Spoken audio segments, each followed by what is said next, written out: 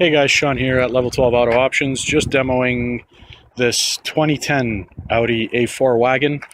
We've added a remote starter to it, and you can actually use it right through the factory remote. So you can hit the lock button right there 3 times, and the car will remote start and run for 15 minutes and shut off by itself. This particular model will also allow for a takeover. So as soon as you hit unlock on the factory remote, it will give you 45 seconds to hop inside the vehicle and drive away without shutting down the engine. So all you do is pop the key in, close the door, and you're able to drive away. Again, this is the Viper or any directed electronics remote starter interfaced into the factory remote.